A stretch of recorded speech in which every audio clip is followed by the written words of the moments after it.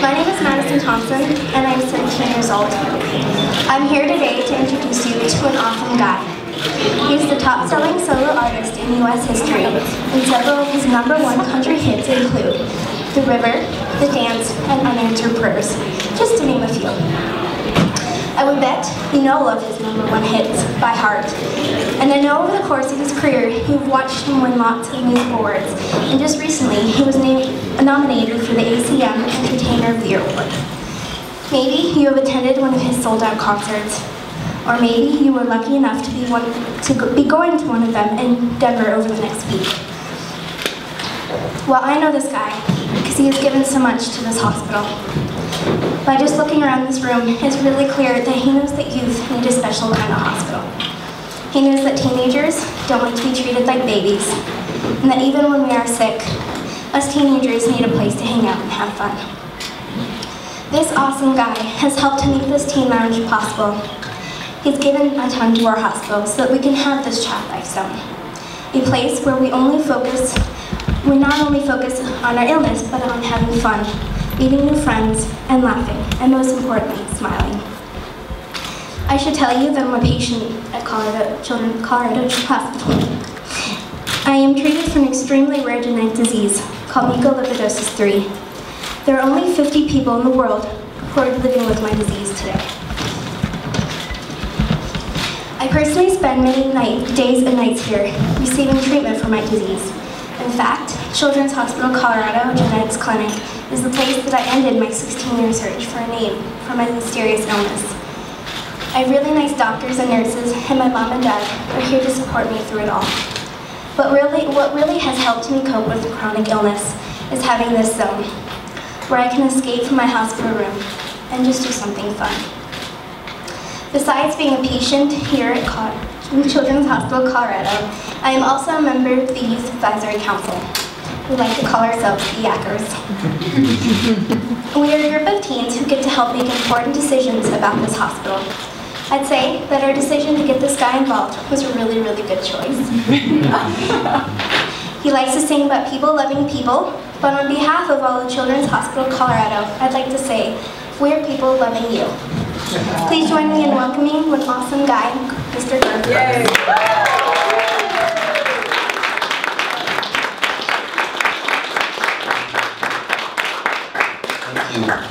You did fantastic. And you read it just the way I wrote it.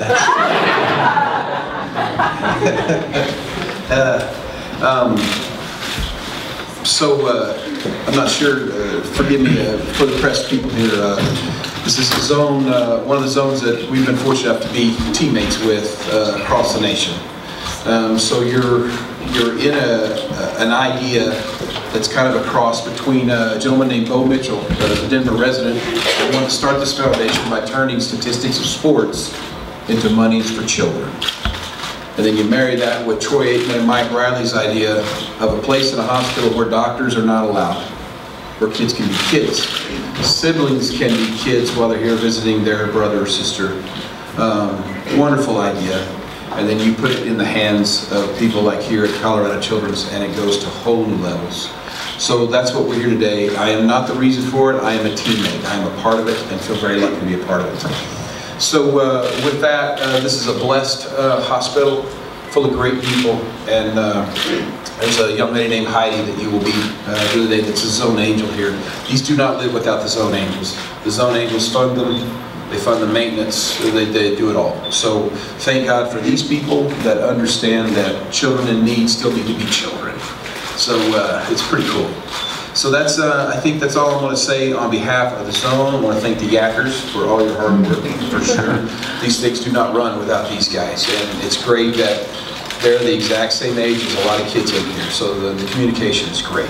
And then they pass that on to us, the people that can't relate to the younger generation, and tell us the cool stuff we need to put in here. So, great job, you guys. Can't thank you enough for your hours.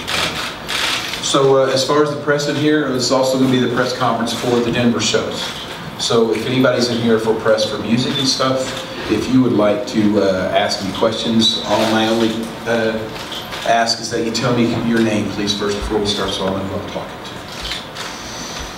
My name is Lindsay Bartlett. I write for 303 Magazine. Hi, Lindsay. Welcome to Denver. Thank you. I'm so happy you have so many shows Trust here. me, we're pumped to be here. This is a great market. Oh, yes, and you have a huge fan base. I was wondering, is there a difference, or what will the audience expect with all of these shows? Do you have something special for different nights, or is it going to be your show, Man Dance the Machine? Okay, there'll be a gentleman playing fiddle tonight named Jimmy Mattingly. Jimmy summed it up best. Jimmy loves the stage. He loves to play like all of us do. But Jimmy said, I'm always worried that if I don't give everything I got when I'm playing, someone's going to think I'm saving. Unfortunately, we all have that stupid way of thinking. We do. So we're going to be worn out tonight.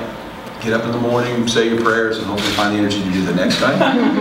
But to do 3 2-show nights back to back, we've never done. I'm 104 years old. I don't know how we're going to do it. But all I know is if people really want to see that many shows, and we're thankful, and we came here, and we'll just turn it up louder and louder. And if the voice goes, which it will, then the plea will be to please just sing for me. And I got to tell you, I love it when that happens, because then you're hearing the voices that really make the music come alive. That's cool. Then it kind of turns into a party. So that's hopefully what we're going to do. Perfect. Yes, ma'am. I'm just so starstruck, so I'm sorry if my voice cracks a little times, I might cry. My name's hard to say. It's Aristea, and I usually compose as an anchor in town. I'm not today. I work for Fox. I've been to multiple of your shows, but I'm wondering, do you kind of just go with the energy of the crowd and of the people, and then that's how you choose your songs? Do you go with a set list, or do you kind of play back? And that's question 1. And then question 2 is, all the tickets are $68, no matter where they are. I think your fans were just in awe that you would do something like that. It speaks a lot to you why you do that. Very sweet. Well, you said you've been to shows before. Yeah, multiple. Can you tell me, like McNichols maybe? McNichols, like when I was younger. When you were 4?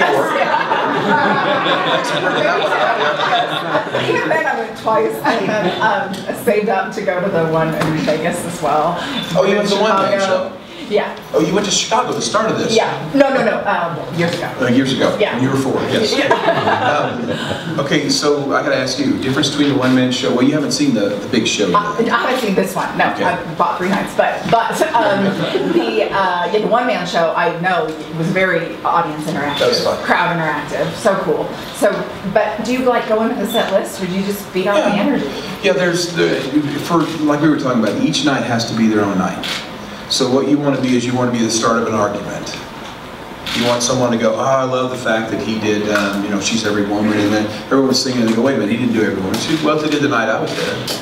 Oh, why did you do that? And then someone will say, well, he did this and I didn't the night they were there. Yeah. So that's the kind of thing, to make each night its own. We'll figure that out. And then there are some songs, if you don't do, they're waiting by the bus with a noose. You got your list of songs you better get in there, and then other things that make each night their own. And people will bring their signs, they'll let you know. So that kind of answers your first question too. They'll bring the energy with them, they'll bring the direction they want to go. If they're tired, then I'll be easy on them for 2 or 3 songs and then start kicking them. If they're ready to go, then we'll try and catch up all night and it'll be fun. But it always depends on them, which I love. Yes, ma'am. I'm Nikki with Country Watch. Hi, Nikki. Welcome back. Thank you. It's been a long time. Have you written a song for your daughter's wedding, or do you think you will when the wedding time comes? No, I haven't. My mom always asked if I'd write a song for her, and I never could. I could probably never write a song for my girls ever. And their wedding, no, it'd be too dark. Where am I going to hang him? I don't know. But no, that's probably a little too close for me. Yes, ma'am. Hi, I'm Jamie with 92.5 The Wolf. Hi, Jamie. Hi, and I was wondering, going off that question, has your daughter's truck been found?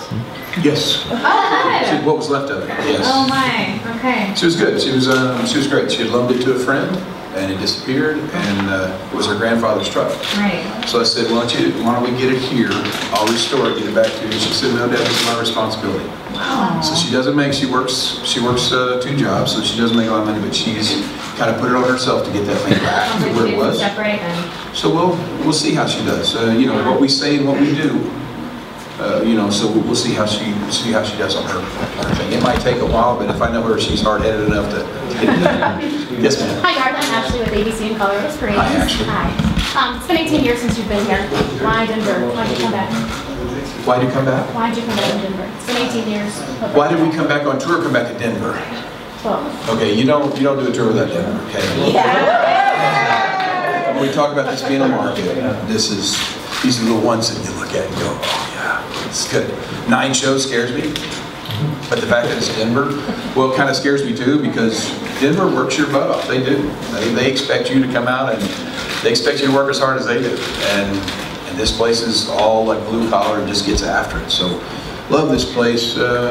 The old McNichols Arena, you know, we tried to tear it down before they tore it down.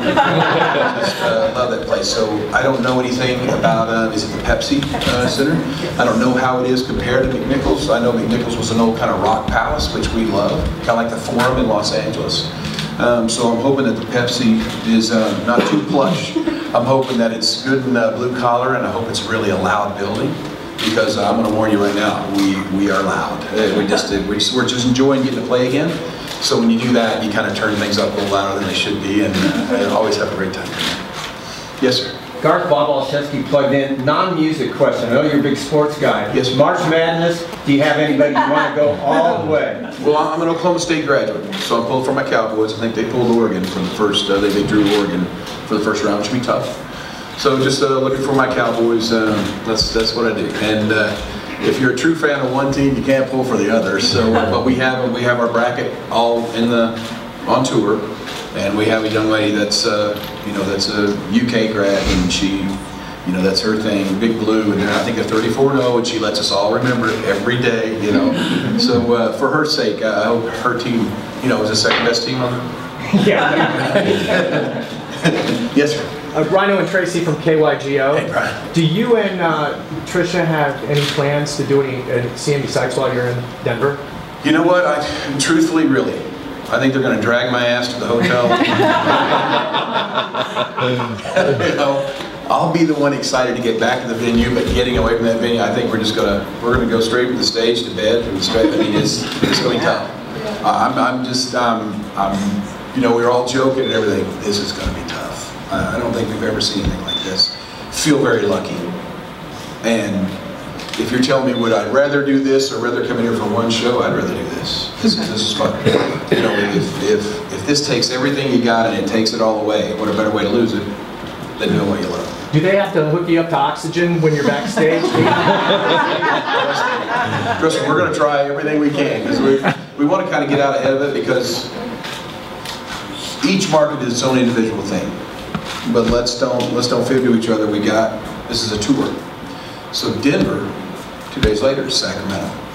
Now you talk about Denver and Sacramento, about the same markets. They're crazy. You'd be lucky if you get out with your skin. So to do 9 here, turn around and do 5 in Sacramento on 2 days rest, it's going to be really tough. So everybody's kind of focused in. So as much as we're smiling inside, we're kind of, I'm nervous, to tell you the truth. Because I don't want people to come and go, you didn't have a voice.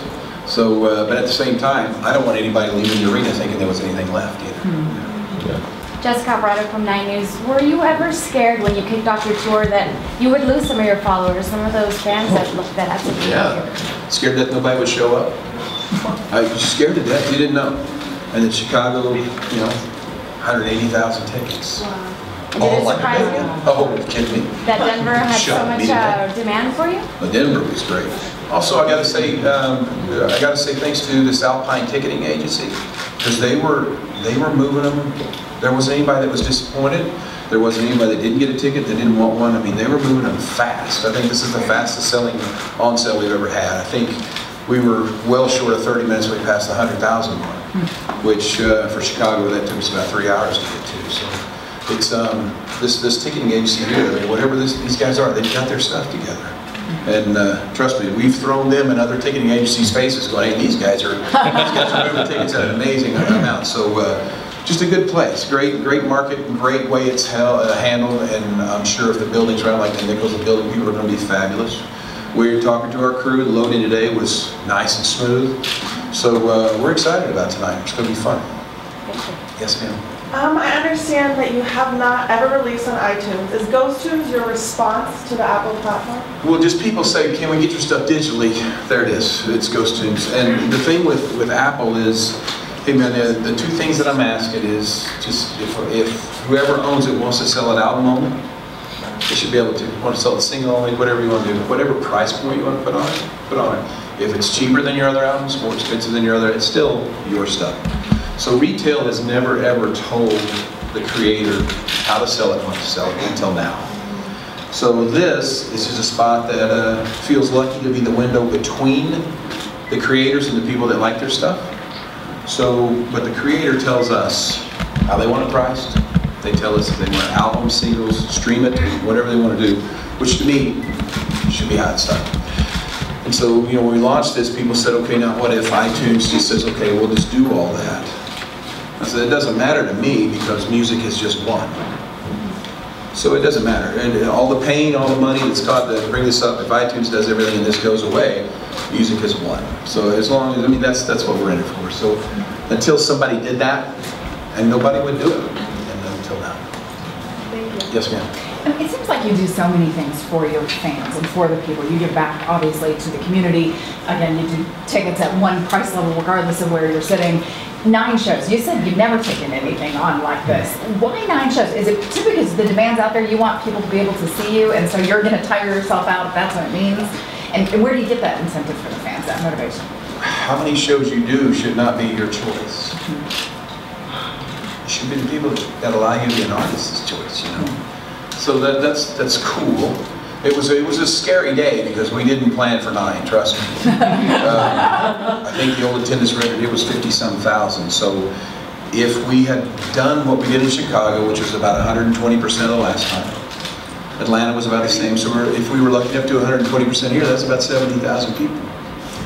And so you can imagine the scurry in the room when these tickets were selling, and selling as fast as they were, to start building these next shows.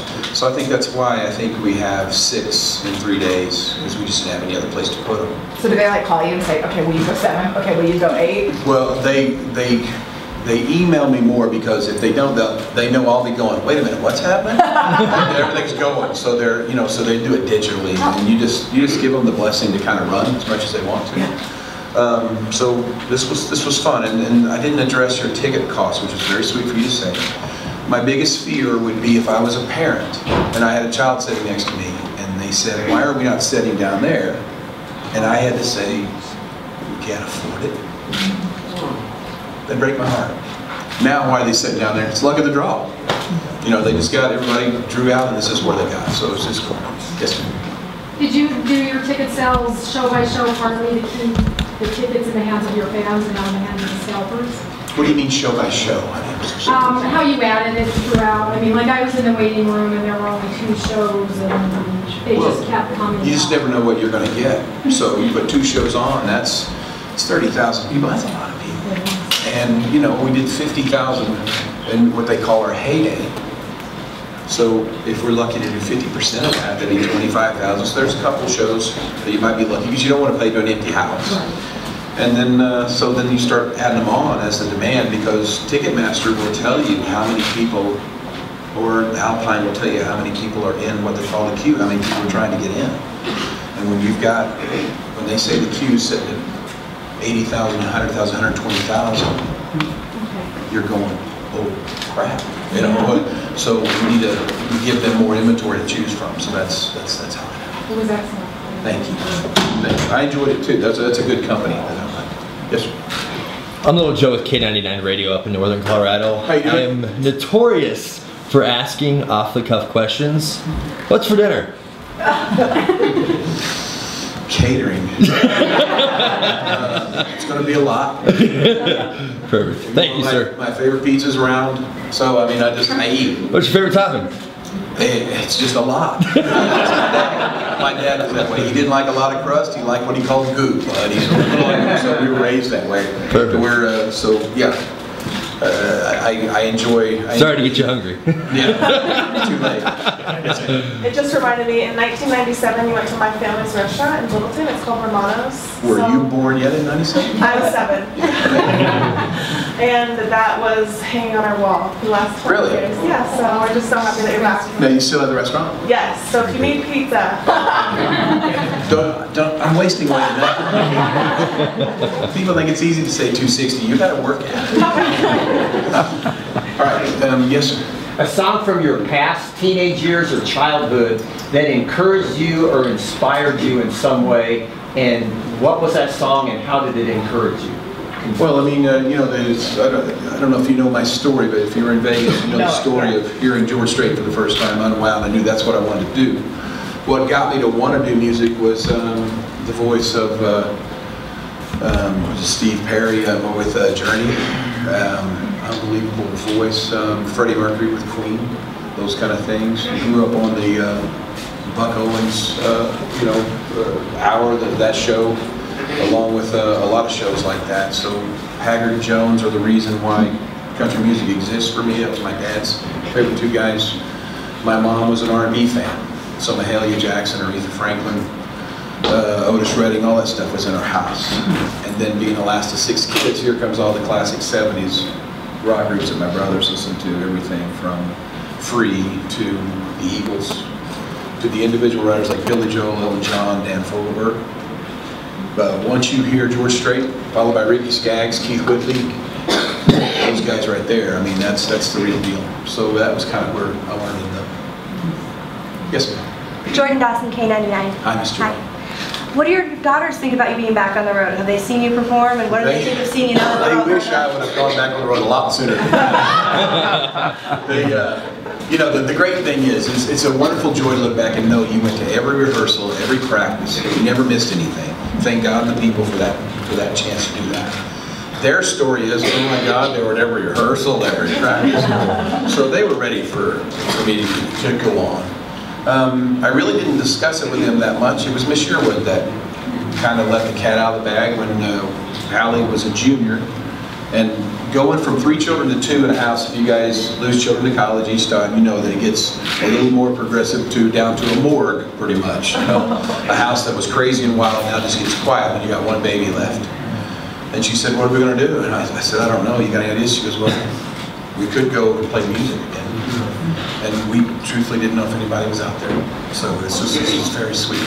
It's very nice. So the first step is a tour. And the second step is music, a radio airplay, stuff like that. And then the third is the industry. The music is still out there. It's new. So all you want to do is relate with that stuff. And if that happens, good. And then the industry, we'll see. So Maddie said we were lucky enough to be nominated for the Entertainer of the Year, so those nominations came about 3 or 4 months into the tour. So that was nice to be recognized for that. So we're just going to go enjoy the evening, whatever happens, but we're just going to go enjoy the evening and then see how much longer you get to do this. That's the whole thing.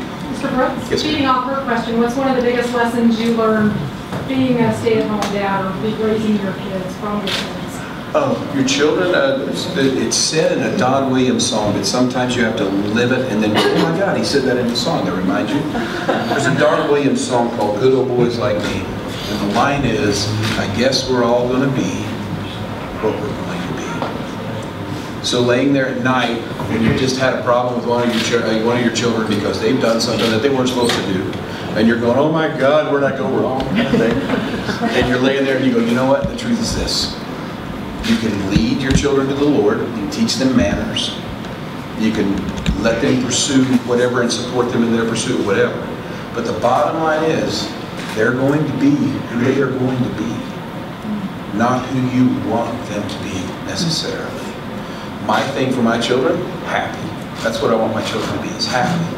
At the same time, I would like them to do something that supports them well and stuff, but like my brothers, there was 6 of us kids, and the most important work that was done in our family wasn't by me. It was done by the guys that were policemen and 2 that were teachers. 2 of the lowest paying jobs there are is public servant and teaching. So if that's what they want to go into, good, but I just want them to be happy. So that's it. They're going to be who they're going to be, and that's something you have to accept as a parent. The sooner you get around to that, I think the more you'll enjoy your children, is my thought. Well, you guys were very sweet. Did you have one more? Since you started, do you want to end it, or are you good? Oh, sure. Do you still consider yourself an outsider in music? I consider myself a guy that somehow looks at things differently. But you got to remember there's a reason for this. When people go, why does this artist do this or why does this artist do that? 10 to 1, the artist has no control. We all belong to record labels. The record labels own our stuff. We don't. I am one of the fortunate few that owns my stuff. So I don't have to take being treated the way you maybe would want to be treated if you did have control. So because of that, I find myself in a lot of disputes in the industry, simply because I am not trying to get to the end of the month. I'm trying to do something that hopefully lasts longer than me. And truthfully, I don't care if you ever remember this guy, but if you remember the change, if you remember people loving people, we shall be free. If you remember those songs, then I feel like maybe I've done what I've done. Fair enough? Thank you. Great. Thank you guys very much.